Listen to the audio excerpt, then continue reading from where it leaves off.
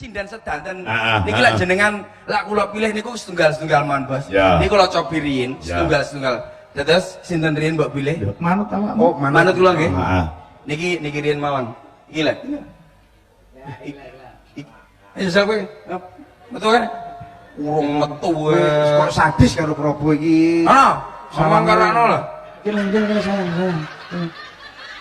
Ora ditokne nesu. Karo wong wedok Wis kapanane bareng aku. Aku ora ditokne sik. Sing ayu Sik. Iki aku kok curiga. Pak D. Berarti sampean iki pendak karo berarti ora ditokke nesu to. Nesu. Lah apa ora kok tokne? Lah kok ditokne piye aku wis bundel.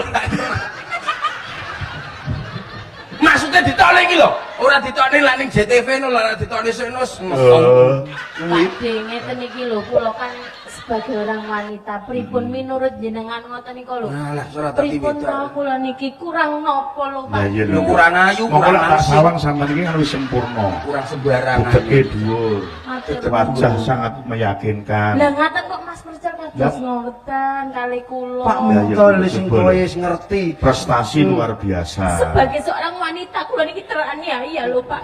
Ayo protes lho. Saiki protes. kemayu, Bendak kamu kepindo. sampai Protes sing kaya ngono ki Ya coba. aku iki ya sabar lho engko. Sapa sih sing ora ngerti? Sing ora ngerti Propo cantik. Cantike. Butet mripate PC. Kok ngono kok Mas Percel. Wong liyane oke sing ayu. Ayu apa?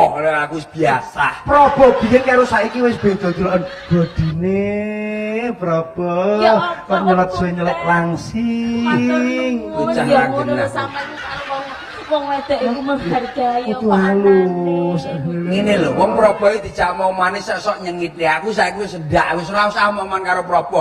Wis ndang nyanyi, ndang ngomong, wis kono. Lek dijak ngomong apa sok-sok apa? Sosok aimu ngono